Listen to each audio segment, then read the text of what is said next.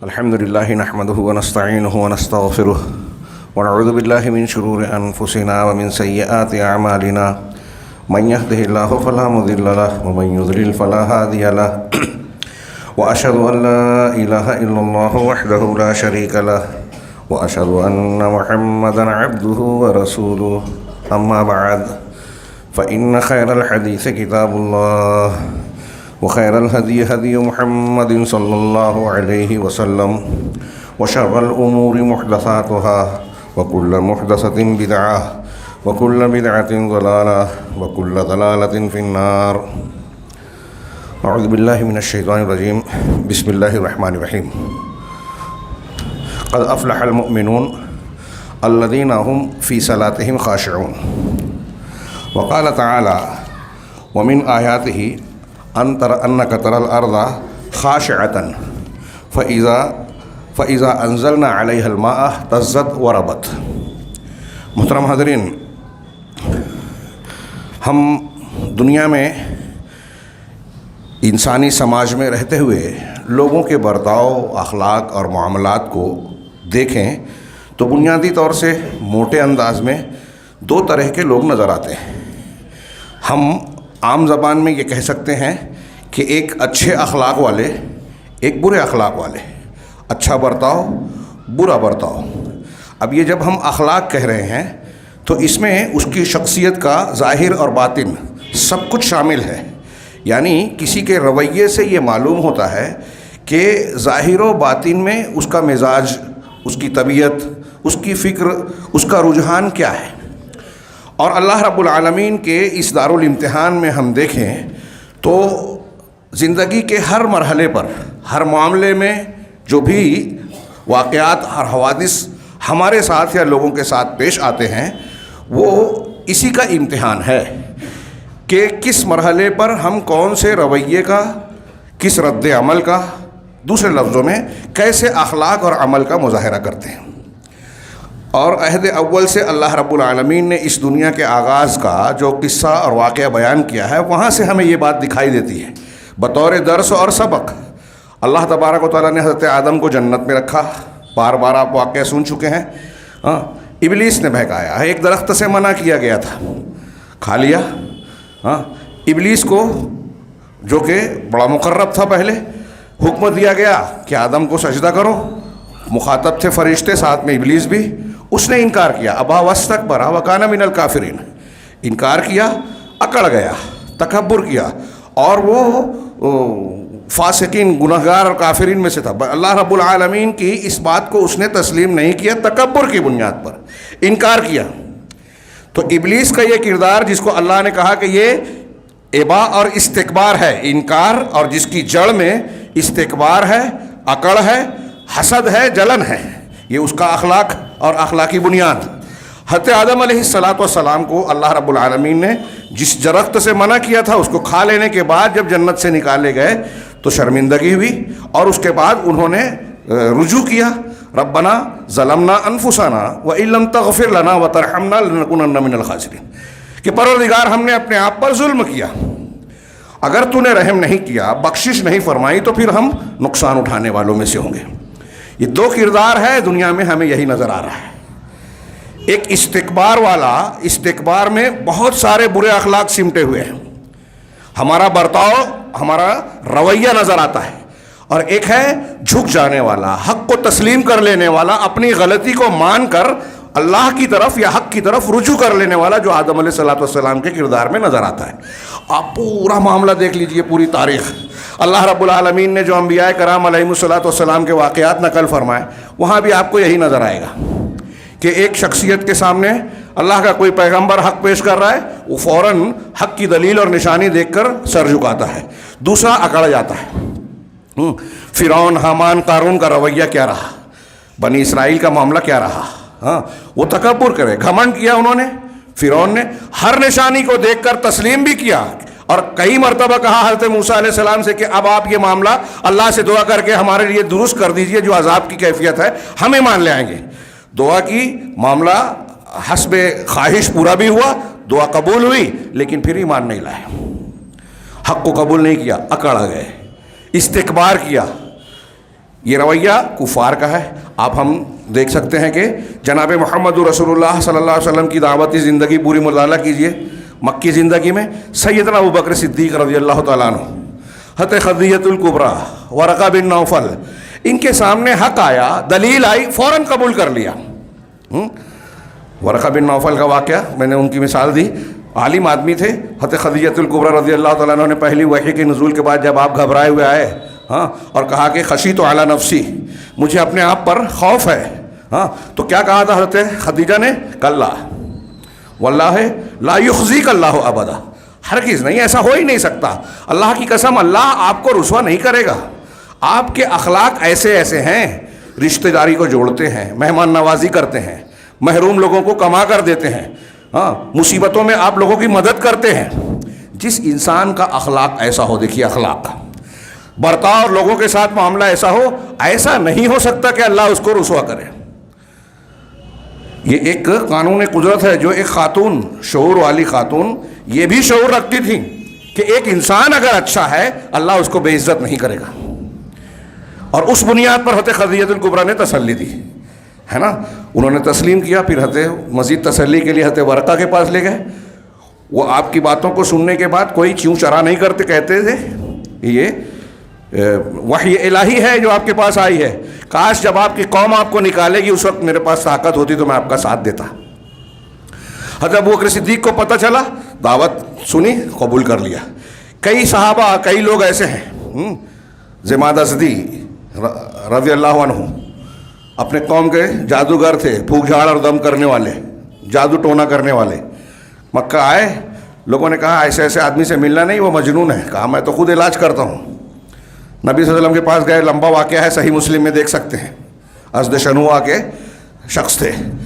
اللہ کے رسول صلی اللہ علیہ وسلم کو کہا، ملنے کے بعد کچھ گفتگو کی تو کہا میرے کلمات سن لیجئے، میری باتیں سن لیجئے. حضرت زماد ازدی کو اللہ کے رسول صلی اللہ علیہ وسلم نے یہ جو ہم خطبہ مسنونہ پڑھتے ہیں اس کے الکلمات سنایا. ان الحمد للہ نحمدہ ونستعینہ ونستغفرہ ونؤمن بہ ونتوکل علیہ. پورا ابھی صرف آپ نے یہ اللہ کا کلام نہیں تھا، اللہ کی طرف سے ہے، لیکن اللہ کا کلام نے قرآن نہیں ہے. صرف یہ کلمات جب پڑھے تو زماد ازدی نے کہا اعید کلامک، پھر سے پڑھیے. اعید ما قلتا، اس طرح کا جملہ کہا کہ جو آپ نے کہا پھر سے پڑھیے. پھر سے پڑھا، پھر سے پڑھا. کہا میں نے شاعری دیکھی ہے، جادوگروں کا اور کاہنوں کا معاملہ جانتا ہوں، میں خود ایسا ایسا کرتا ہوں، لیکن ایسا کلام میں نے نہیں سنا. اسی پر ایمان لیا ہے.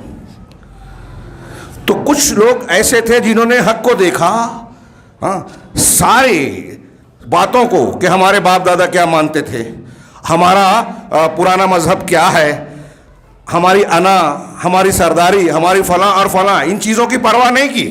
لوگ کیا کہیں گے یہ نہیں سوچا. یہ حق ہے، یہ اللہ کی طرف سے ہے، سر جھکا دیا، قبول کر لیا.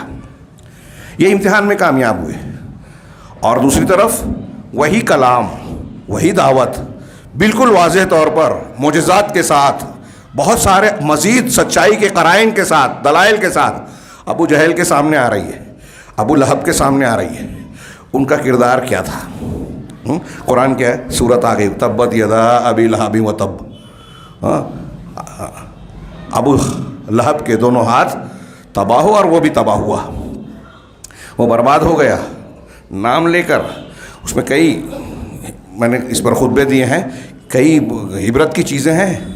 اللہ تعالیٰ نے بہت سے لوگوں کا اس کا نام لیا، دوسروں کا نہیں لیا. ایک تو یہ چچا تھا سگا نبی کریم صلی اللہ علیہ وسلم کا. اس سے پتہ چلا کہ رشتہ داریاں نہیں چلتی حق اور ناحق میں. عصبیت اور رشتہ داری، خاندان کا تعلق کوئی فائدہ نہیں دیتا اگر آپ ناحق ہیں، اگر آپ باطل پر ہیں. دوسری بات کہ اللہ کے نبی صلی اللہ علیہ وسلم پیغمبر ہیں، برحق ہیں، سچے رسول ہیں، آپ کی تعلیمات سچی ہیں، اللہ کی جانب سے ہیں. آپ کو ماننا نہ ماننا حق اور باطل کی کامیابی اور ناکامی کی بنیاد ہے. اب اگر سگا چچا بھی مخالف ہے تو وہ باطل پر ہے، مذمت کے لائق ہے، عذاب کے لائق ہے. اور دنیا میں کوئی بھی شخص جس قدر محمد رسول اللہ صلی اللہ علیہ وسلم کی مخالفت کرے گا وہ ابو لہب کا حصہ پا رہا ہے. تبت یدا ابی لہب و تب کا ایک حصہ اس کے حق میں بھی ہے جو نبی کی مخالفت کرتا ہے. یہ ہم کفر اور شرک کے تناظر میں دیکھ رہے ہیں. مسلمانوں میں نے جو یہ تھوڑی سی بات لمبی ہو گئی، یہ جو بات کہی کہ حضرت آدم علیہ السلام، پھر اس کے بعد انبیاء کے واقعات میں، نبی کریم صلی اللہ علیہ وسلم کی سیرت میں، اور ساری زندگی میں آپ کسی بھی دور میں دیکھیں، اپنے آپ کے دور میں دیکھ لیں، اور یہ صرف کافر مسلمانوں کے بیچ نہیں، مسلمانوں کے بیچ میں بھی یہ بات نظر آئے گی۔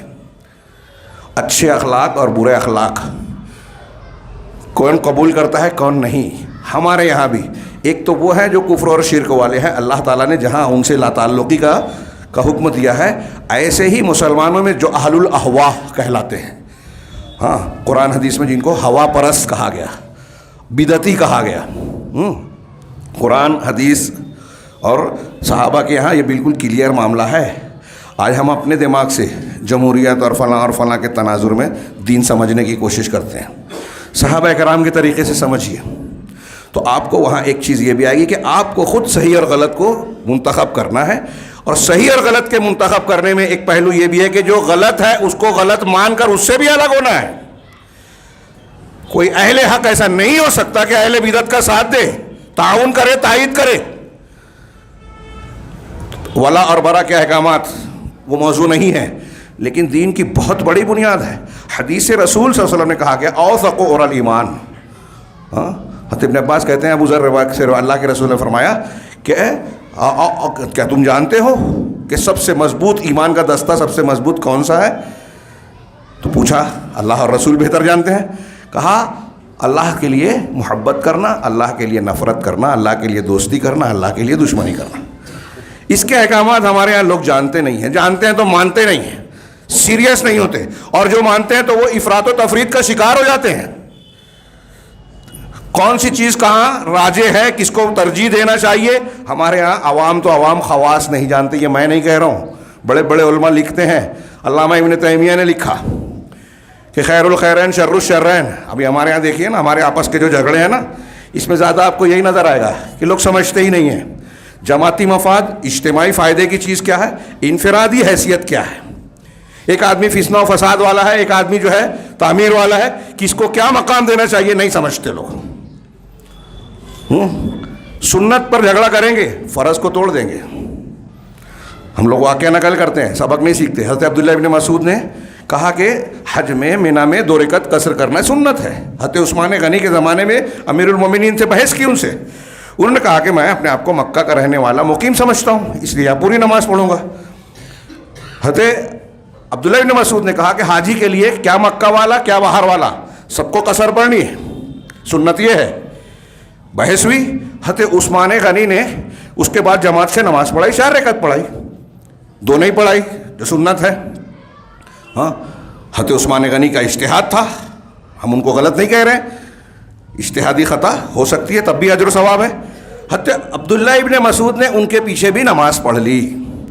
آج کے ہمارے جو ذہنی کشتی لڑنے والے سوشل میڈیا پہ جو عمل نہیں کرتے، فرض بھی نہیں پڑھتے، سنت پہ بحث کرتے ہیں، وہ اگر وہاں ہوتے تو کہتے ارے حضرت ابن مسعود نے یہ کیا کیا؟ جمہوریت ہے نا بھائی ہمارے ہاں، تو خارجیت بھی آ گئی۔ امیر پر اعتراض کرنا، اس کے کیڑے نکالنا، یہ اپنی قابلیت کا مظاہرہ ہے، بہادری ہے۔ جہاں بہادری بتانا چاہیے، بدعت اور شرک کے رد میں ہم کو لوگ نظر نہیں آتے جیسے یہاں نظر آتے ہیں۔ تو حضرت عبداللہ ابن مسعود ہماری طرح اہل حدیث تو تھے نہیں، وہ حقیقی اہل حدیث تھے۔ انہوں نے نماز پڑھ لی، نماز کے بعد ہماری طرح کے کچھ لوگوں نے سوال کیا، ارے آپ نے کہا کہ یہ سنت 2 ہے اور آپ نے 4 پڑھ لی ان کے پیچھے؟ کہا ہاں۔ کہا پھر کیسے؟ کہا اللہ کے رسول کے حکم کے مطابق یہ امیر کی سمع و طاعت ہے، اور آپ نے جو جملہ کہا الخلاف یا الاختلاف شرن، اختلاف شر ہے، یہ ہمارے، میں سمجھتا ہوں کہ ہماری نسل کو ابھی سمجھ میں نہیں آیا، اور آگے بھی کئی 10 سال 20 سال شاید اور سمجھ میں نہیں آئے گا، جو حضرت عبداللہ بن مسعود سمجھا رہے ہیں کہ یہ سنت ہے، ٹھیک ہے، لیکن اس پر اصرار کر کے میں امیر کی مخالفت کروں، مسلمانوں میں اختلاف ڈالوں، یہ شر ہے، یہ بری بات ہے۔ یہ شعور کہاں سے آیا؟ دین کی تعلیم سے، کہ اگرچہ یہ حق ہے لیکن اس سے بڑا حق یہ ہے، تو بڑے فائدے کے لیے چھوٹے فائدے کو چھوڑ دیا جائے، بڑے حکم کی تعمیل کے لیے چھوٹے نقصان کو جھیل لیا جائے۔ یہ مخالفت ہے، میں مانتا ہوں کہ یہ سنت ہے، 2 رکعت ہی پڑھنا چاہیے، ابھی بھی مانتا ہوں، لیکن اتحاد و اتفاق فرض ہے، سنت کے لیے فرض کو نہیں توڑیں گے. ہمارے یہاں سنت کے لیے فرض کو قدم قدم پہ لوگ توڑتے ہیں. مسجد چھوڑ دی، جماعت چھوڑ دی، اختلاف کر لیا. مجھ کو کہا، یہ میں آپس کی بات کر رہا ہوں. ابو جہل، فرعون، نمرود، حامان، قارون، وہ تو تکبر میں انکار ہی کر بیٹھے. ہم اپنے آپ کو مسلمان، اہل الحدیث، فلاں اور فلاں کہتے ہیں. ہاں، ایک شخص حنفی ہے، ایک شخص صوفی ہے، اس کو دیکھیے، اس کے سامنے آپ حدیث پیش کیجئے، اس کے طریقت کے راستے اور اس کے پیر صاحب کے جو بتائے ہوئے اصول ضابطے ہیں، عبادات ہیں، بتائیے کہ یہ بدعت ہے، مانے گا ہی نہیں. ہمارے ہاں جو مراقبے کر رہے ہیں، بدعتی عبادت کر رہے ہیں، یہ نصاب پڑھا جائے تو ایسا ہو جائے گا، فلاں ذکر و اذکار کیا جائے تو ویسا ہو جائے گا، ہاں اجتماعی ذکر کیا جائے، اجتماعی عبادت کی جائے. ہم آپ کو کہیں کہ بھائی یہ عبادت ہے، عبادت کے لیے اصول ہے، حنفی، شافعی، مالکی، حنبلی، اہل حدیث کسی میں اختلاف نہیں ہے کہ اس کے لیے ثبوت ہونا چاہیے، تب ہم عبادت کر سکتے ہیں، ورنہ رد ہے. ہر جمعہ میں اللہ کے رسول صحابہ کے سامنے پڑھتے تھے، وہ بدعتی نہیں تھے. کل محدثۃ بدعہ، ہر دین میں نئی چیز بدعت ہے، ہر بدعت کی گمراہی ہے، ہر گمراہی جہنم میں لے جانے والی. کیوں صحابہ کے سامنے؟ یہ آپ بار بار دہراتے کہ دین کا مصدر شفاف رہے، اس میں ملاوٹ نہ ہو، ورنہ دین بگڑ جائے گا. لیکن کوئی نہیں مانتا. میں نے جو بتایا مزاج، اس تناظر میں وقت بہت ہی محدود اور ویسے بھی تاخیر سے شروع ہوا. میں یہ بات عرض کرنا چاہتا ہوں کہ ہمارے اچھے اخلاق قبول کرنے اور نہ قبول کرنے کی بنیاد کیا ہے، اور دوسرے لفظوں میں کہوں فرعونیت، ابلیسیت، اس کی جڑ بنیاد کیا ہے. اور انبیاء کرام علیہم الصلاۃ والسلام، صلحاء، اولیاء اللہ کا طریقہ کیا ہے، دونوں کا مقابلے میں دیکھیے. ہم اپنے آپ کو کس کردار میں ڈھالنا اور کس سانچے میں ڈالنا چاہتے ہیں، یہ غور کریں. علامہ ابن قیم کی ایک عبارت بڑی پیاری ہے، آسان سی ہے لیکن غور سے دیکھیے. وہ کہتے ہیں، میں ان کی عبارت پیش کرنا چاہتا ہوں. انہوں نے کہا کہ مذموم جتنے بھی برے اخلاق ہیں، قابل مذمت اخلاق، ان سب کی جڑ اور بنیاد کیا ہے؟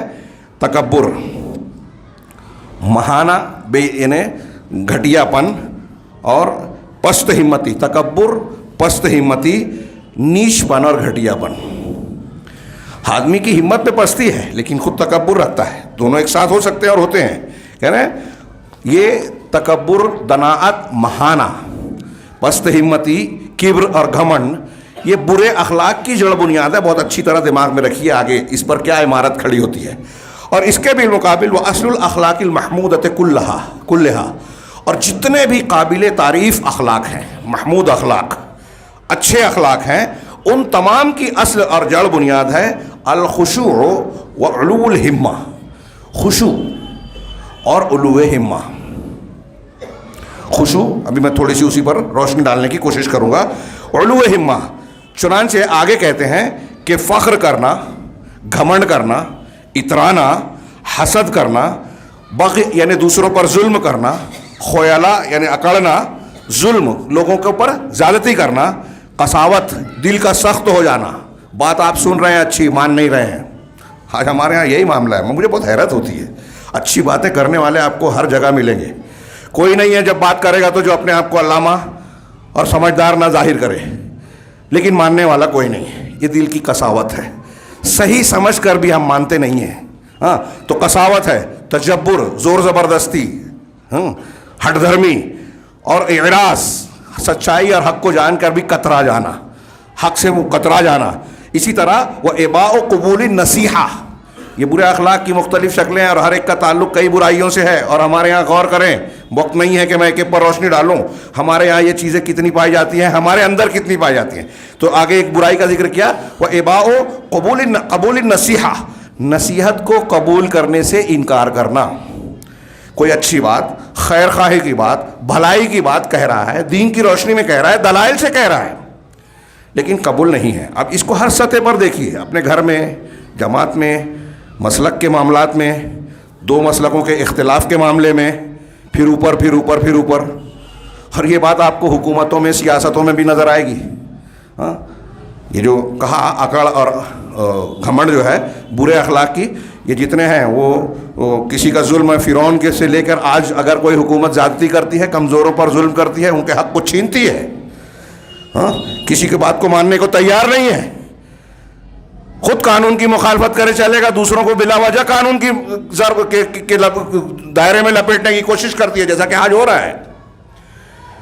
ہاں، پھر حق بات کو آپ کتنا بھی چیخ کر چلا کر کہیں، ہاں، بڑی ہمارے یہاں لوگ شور مچاتے ہیں کہ یہ جمہوریت ہے، اظہار رائے ہے، میڈیا کا دور ہے، لوگوں کے سامنے روشنی میں ساری باتیں. اتنی ترقیات کے باوجود میڈیا اور ذرائع ابلاغ اتنے ہیں، سوشل میڈیا، لیکن ہم اور آپ آج بھی بہت سارے جھوٹ میں جیتے ہیں، بہت سارے جھوٹ میں. شریعت کو دیکھیے، شرک، بدعت، خرافات جھوٹ ہے کہ نہیں ہے؟ کتنے لوگوں میں عام ہے؟ دین کی صحیح معلومات کتنے لوگوں کو ہے؟ تو علم عام ہے کہ جہالت عام ہے؟ آپ سوچئے، غور کیجئے. 73 فرقے ہیں اللہ کے رسول صلی اللہ علیہ وسلم کی حدیث کے مطابق، اس میں شاخ در شاخ اور بڑھ جاتے ہیں. ایک جنت کے راستے پہ، باقی سب جہنم کے راستے پہ. یہ حدیث کہہ رہی ہے، میں نہیں کہہ رہا ہوں. تو ایک جنت کے راستے پہ ہے اور 72 جہنم کے غلط راستے پہ. تو زیادہ کون ہوئے؟ جھوٹ پر چلنے والے نا، جھوٹ پر چلنے والے زیادہ ہوئے نا. یہ میں دین کے راستے سے بتا رہا ہوں. دنیا کے معاملات میں دیکھیے، جو خبریں ہمارے سامنے آتی ہیں فلسطین کی، ترکی کی، سعودی عرب کی، میں بہت دعوے سے منبر رسول سے کہہ رہا ہوں، اور ایسے ہی نہیں کہہ رہا ہوں، دونوں طرف کا پڑھنے کے بعد جو حقائق سامنے آتے ہیں اور بعد میں نتائج جو سامنے آتے ہیں، اس میں بھی 80% جھوٹ پھیلایا جاتا ہے. ہم اور آپ جھوٹ جانتے ہیں. کچھ کردار ایسے ہیں جن کو اسلام کا دوست مانا جاتا ہے. کل ایک کتاب میں پڑھ رہا تھا، حیرت زدہ ہو گیا. طیب اردگان جو ترکی کے موجودہ صدر ہیں، جن کو اسلامی ہیرو بنا کر ایک طبقہ پیش کرتا ہے تحریکی لوگ، حالانکہ وہاں شرک ہے، کیا کیا ہے. ان کے اپنے جو پہلے تھے نجم الدین اربکان، میں کسی موقع پر اس کتاب کے مشتملات پر خطاب کروں گا انشاءاللہ، سوچا ہے، صرف ابھی اشارہ کر رہا ہوں، حوالوں کے ساتھ اس میں درج ہے اور میں پیش کروں گا انشاءاللہ. نجم الدین اربکان، انہوں نے ایک لمبی چوڑی تحریر لکھی طیب اردگان کے بارے میں، جو ان کے شاگرد ہیں، اور یہ اپنے آپ کو ان کا شاگرد کہتے تھے، ان کا تلمیذ، اور نہ جانے کیا کیا کہ والد ہیں، یہ ہیں، وہ ہیں. وہ کہتے ہیں کہ یہ امریکہ اور اسرائیل کے ایجنٹ ہیں، اور اسرائیلی ایجنسیاں طیب اردگان کی حفاظت کرتی ہیں کہ وہ قائم رہیں. یہ کون؟ میں نہیں کہہ رہا ہوں، کوئی امریکی، اسرائیلی، یہودی، یورپی نہیں کہہ رہا ہے. نجم الدین اربکان، اور ڈیٹ کے ساتھ، حوالے کے ساتھ اس کتاب میں موجود ہے، میرے پاس موجود ہے، انشاءاللہ کسی موقع پر. میں ایک مثال دے رہا ہوں موٹی سی. ابھی میں نے یہ بات کہی، مجھے یقین ہے کہ یہاں سننے والوں میں بہت سے لوگوں کو حیرت ہوگی، اور جب آواز یہ پہنچے گی بہت سے لوگ اس پر مذمت کریں گے. ایک صاحب نے ابھی پیچھے کچھ باتیں میں نے پیش کی تھی تو مضمون لکھا، یہاں بھی چھپا.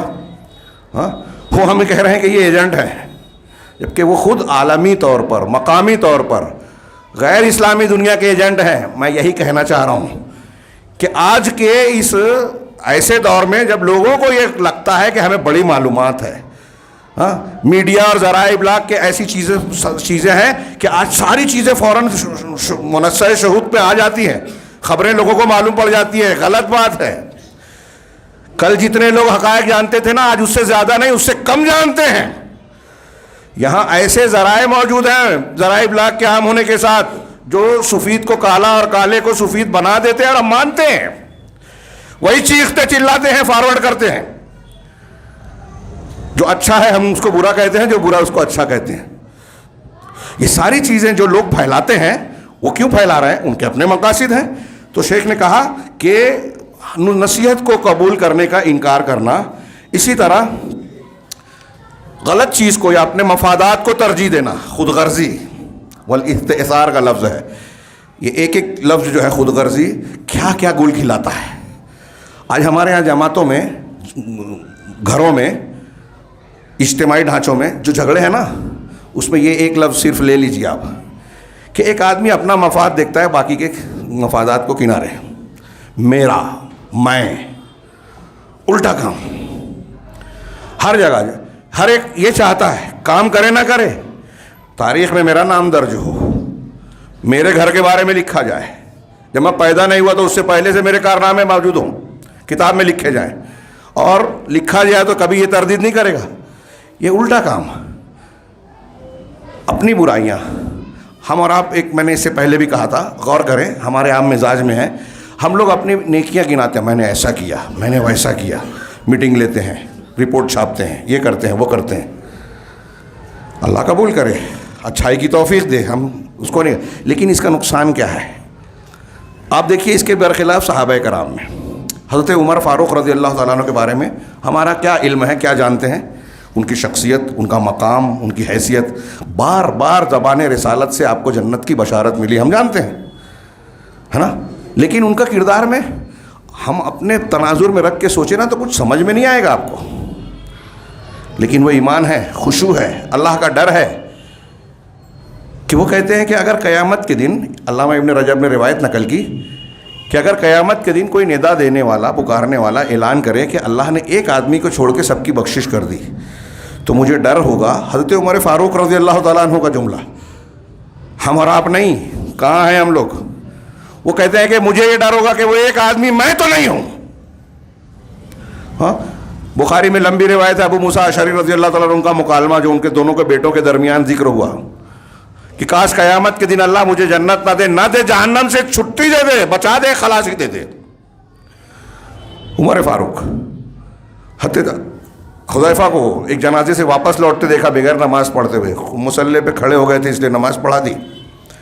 نماز سے فارغ ہو کے بھاگے گئے کہ یہ بھی منافق تھا. آپ نے نماز نہیں پڑھی تو میں سمجھ گئے منافق ہے. آپ جانتے ہیں اللہ کے رسول کے رازدار تھے نا، وہ جانتے تھے. کہا یہ تھا جس کو ہم مسلمان سمجھتے تھے پکا.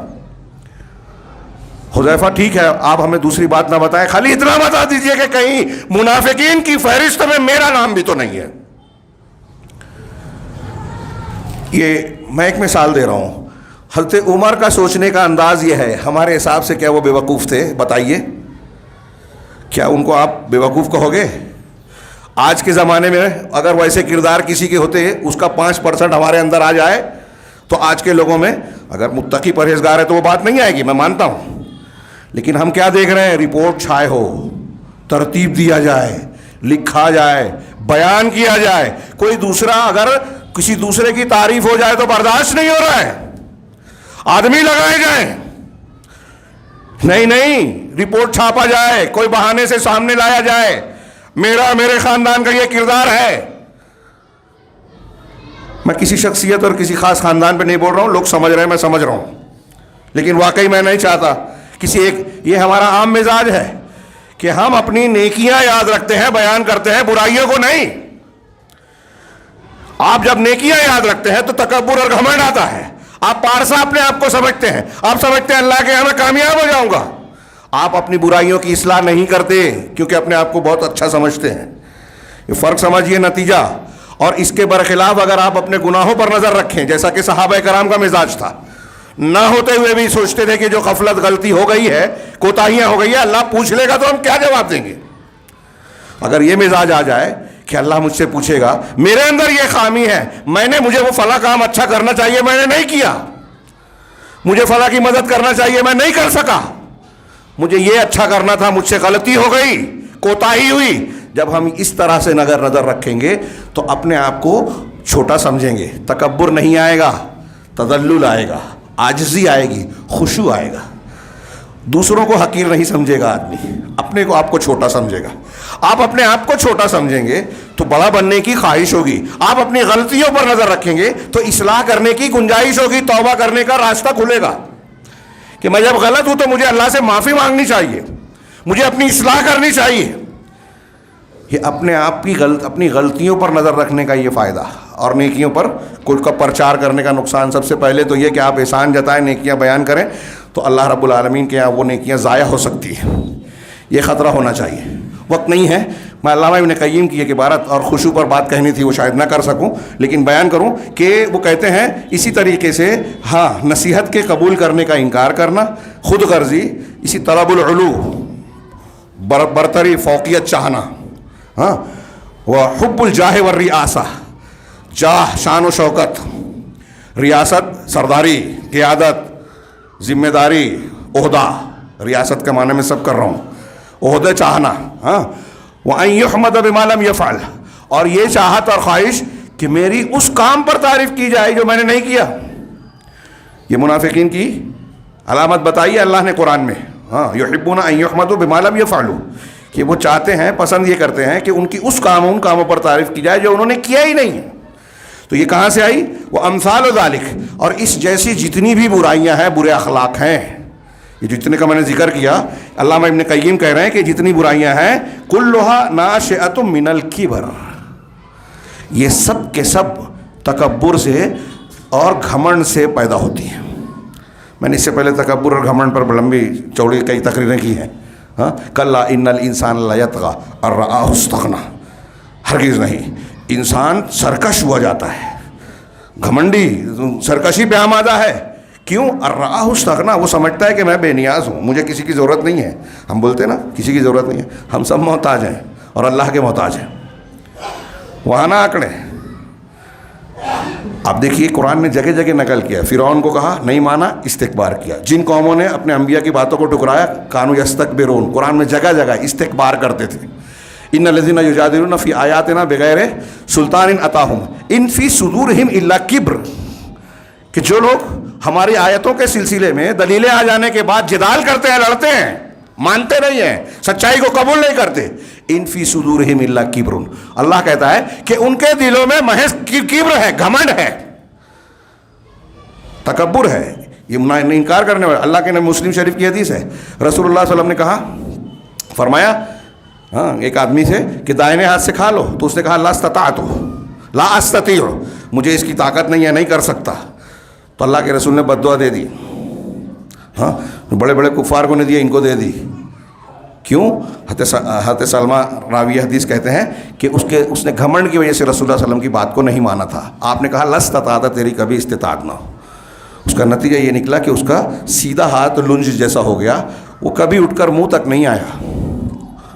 اس نے کہا میری طاقت نہیں ہے, رکھتا تھا طاقت, لیکن گھمنڈ میں نہیں مانا بات. ایسے ہمارے یہاں بہت سی چیز ہم کر سکتے نہیں مانتے.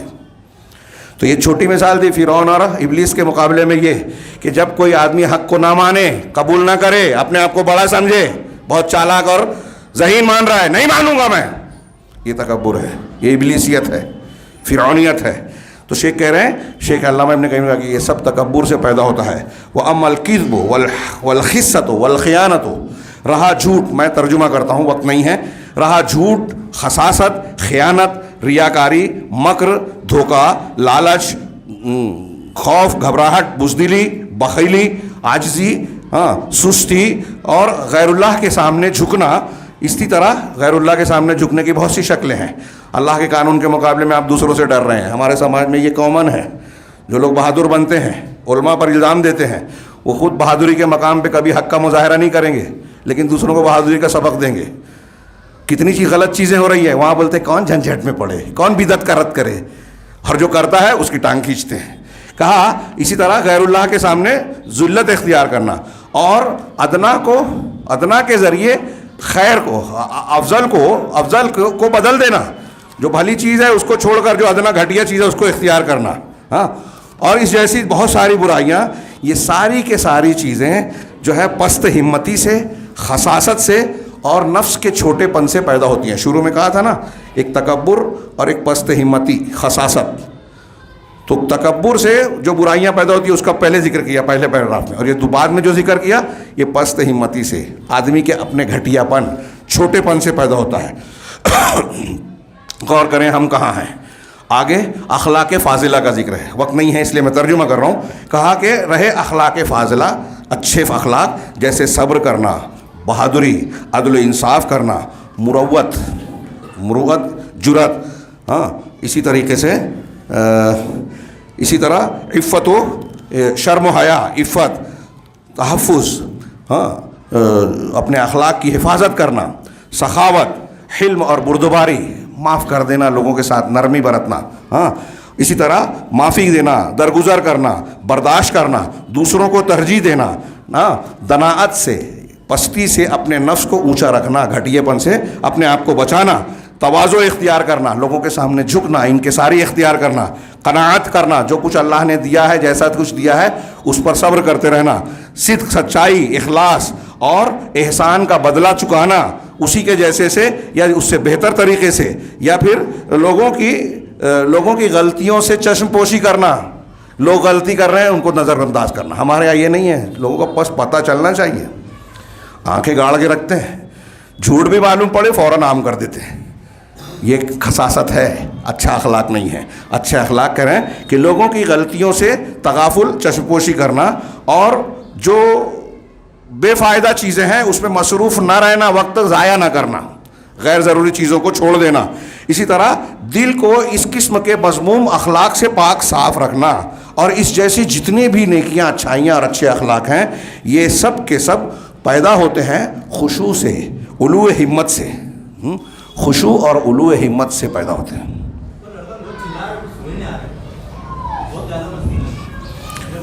کوئی دیکھ لے اوپر بچے چیخ چلا رہے ہیں، دیکھ لیں.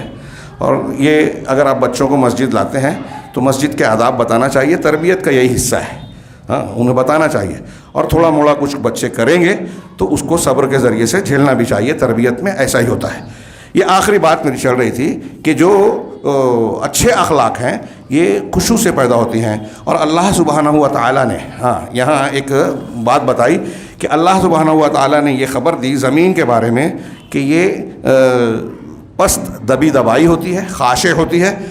پھر جب پانی یعنی بارش آتا ہے تو یہ تر و تازہ ہو کر ابھرنے لگتی ہے. میں نے جو آیت پڑھی تھی سورہ فصلت یا سورہ حامیم سجدہ جس کو کہتے ہیں، اس میں اللہ کا فرمان ہے کہ ومن آیاتہ انک تری الارض خاشعۃ.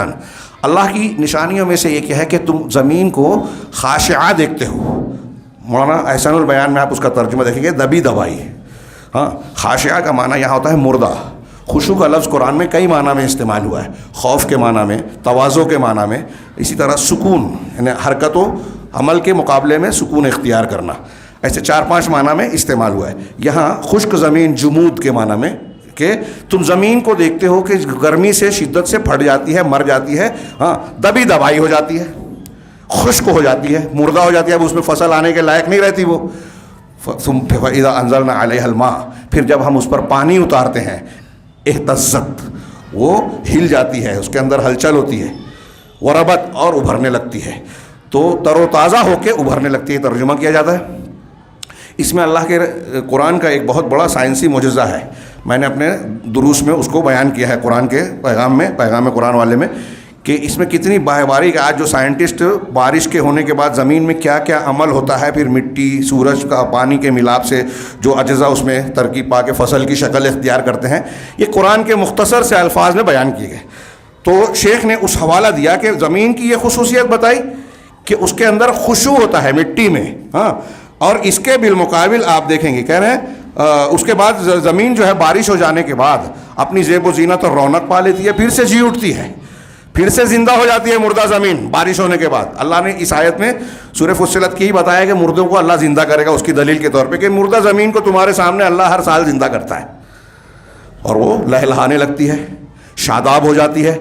اس میں جو ہے پھل پھول جو ہے نکلتے ہیں، اور زمین پھر سے ایک زیوروں سے لدی پھندی خوبصورت نظر آنے لگتی ہے. ایسے ہی کہا شیخ نے کہ مخلوق کا معاملہ ہے.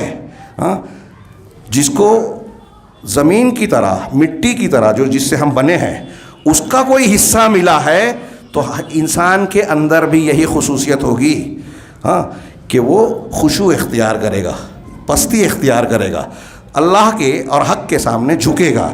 اس کے بالمقابل مٹی کے مقابل آگ ہے، جس سے مٹی سے انسان بنا، اور آگ ہے جس سے شیطان یا جن بنا. تو جو آگ کی کیا ہے طبیعت، رہی آگ تو اس کی طبیعت بلندی ہے، فساد ہے، وہ ابھرتی ہے، فساد اور تباہی مچاتی ہے. لیکن اس کے بعد جو ہے وہ ٹھنڈی ہونے کے بعد، بجھ جانے کے بعد سب سے حقیر چیز بن جاتی ہے. جب آگ جلتی ہے تو بہت سر اٹھاتی ہے، تکبر اور بلندی کا مظاہرہ کرتی ہے. ایک گھمنڈی کی مثال دی ہے کہ وہ آگ سرکشی دکھاتی ہے، لیکن جب جل جاتی ہے ساری چیز تباہ ہو جاتی ہے. ایک تو تباہ ہو گئی، اب اس کے بعد خشک ہو گئی تو راکھ ہے، کچھ بھی نہیں ہے.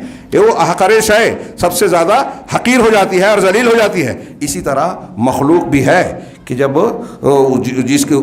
جس کی طبیعت میں کہہ رہے ہیں وَكَذَلِكَ الْمَخْلُوقُ مِنْهَا، اسی طرح آگ سے پیدا ہونے والی مخلوق شیطان کا بھی معاملہ ہے. چنانچہ یہ ہمیشہ جو آگ سے پیدا ہوئی یہ ہمیشہ فساد پھیلانے اور اس کے بعد جو ہے تھم جانے، فساد پھیلانے اور پھر ختم ہو جانے کے کگار پہ رہتی ہے، اور جب ختم ہوتی ہے تو سب سے حقیر اور سب سے ذلیل چیز بن جاتی ہے۔ یعنی شیطان اور شیطانی نقش قدم پہ چلنے والے فساد پھیلاتے ہیں، اپنے آپ کو بڑا دکھاتے ہیں، حکومت مل گئی تو اپنی اوقات دکھاتے ہیں، لوگوں پر ظلم کرتے ہیں۔ آج ہم دیکھ رہے ہیں جن کے پاس حکومت ملی ہے وہ اپنے آپ کو سمجھتے ہیں کہ ہمیشہ ہمارے پاس طاقت رہے گی، اور ظلم پہ ظلم کیے جا رہے ہیں، کسی کی سنتے نہیں ہیں، کورٹ اپنے قبضے میں، محکمے اپنے قبضے میں، الیکشن اپنے حساب سے۔ ہاں ایسے ہی ہمارے یہاں چھوٹے چھوٹے، وہاں بڑے پیمانے پہ، ہمارے یہاں چھوٹے لوگ اگر کوئی اقتدار پاتے ہیں تو وہ بھی ایسے ہی سمجھتے ہیں۔ یہ شیطانی مزاج ہے کہ آگ ابھر رہی ہے لیکن پھر سمجھانے کے بعد وہ سب سے حقیر چیز بن جاتی ہے، تو یہ اضطراب کا شکار رہتی ہے، اور یہ خست دنات، خساست اور دنات کے بیچ رہتی ہے۔ تکبر، خساست، یہ دونوں چیزیں ساتھ ساتھ چلتی ہیں۔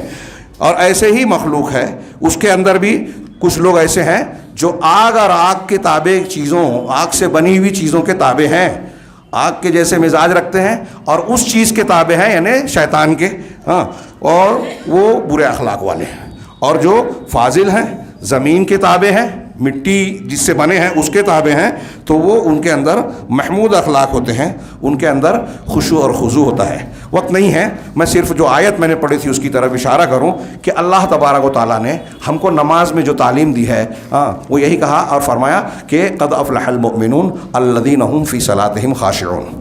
آپ نے یہ آیت بہت مرتبہ سنی ہے، ترجمہ بھی جانتے ہیں، معنی بھی جانتے ہیں، لیکن جو تفصیل میں نے پیش کی اس کے تناظر میں اب دیکھیے تو پتہ چلے گا کہ نماز میں جس خشوع اور خضوع کی تعلیم ہم کو دی جا رہی ہے اس کی ہماری زندگی میں، زندگی کو کامیاب بنانے میں کتنی ضرورت ہے۔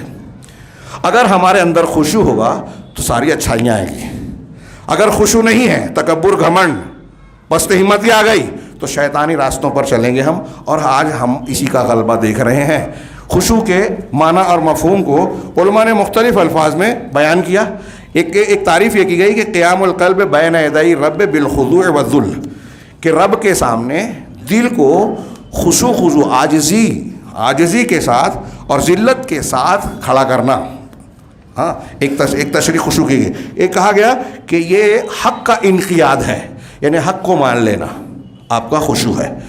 نماز میں خشوع علماء نے مختلف تشریحات کی۔ آپ دیکھیں گے شیخ صلاح نے کہا کہ آدمی کا انہماک، توجہ اللہ کی طرف ہو، اور یہ کیسے آتی ہے؟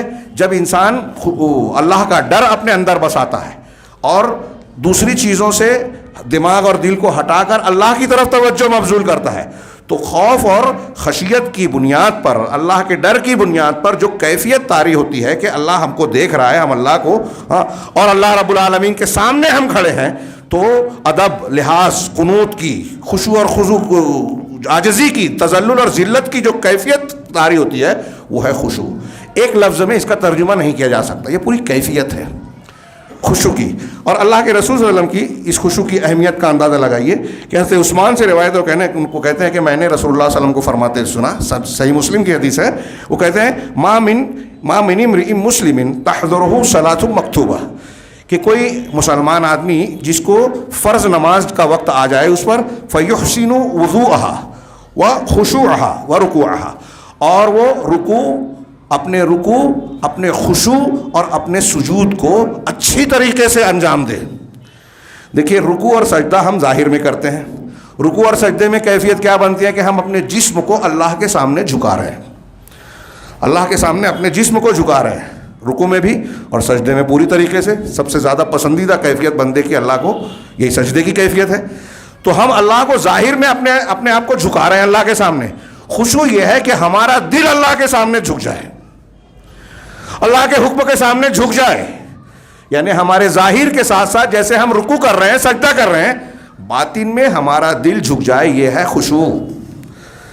وہ مومنین قد افلح المؤمنون، وہ مومنین فلاح پا گئے جو اپنی نماز میں خشوع رکھتے ہیں، اندر سے ڈرتے ہیں، اللہ کے سامنے جھکتے ہیں۔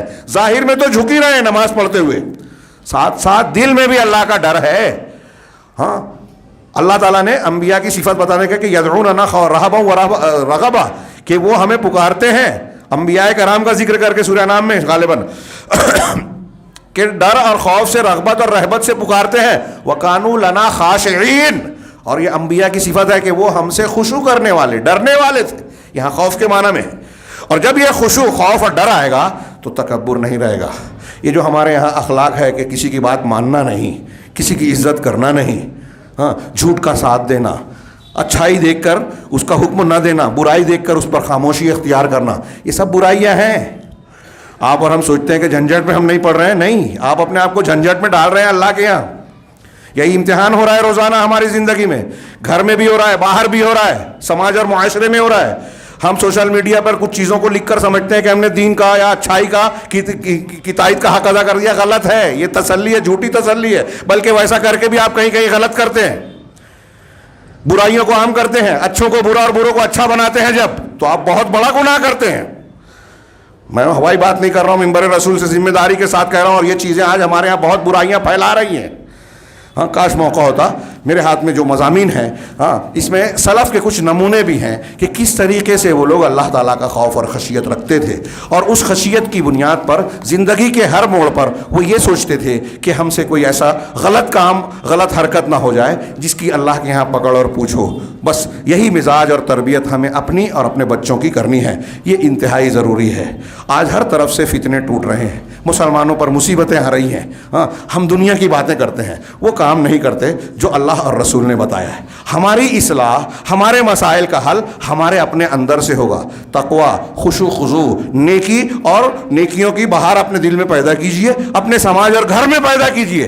دیکھیے مسائل کس طرح حل ہوتے ہیں. اللہ رب العالمین سے دعا ہے کہ وہ ہمیں نیکیوں پر چلنے والا اور اس کو صحیح طریقے سے اختیار کرنے والا بنائے، اس کی بنیاد پر دنیا اور آخرت کے فتنوں سے محفوظ رکھے. اقول قولی ھذا واستغفر اللہ لکم سائر المسلمین وصلی اللہ علی نبینا محمد.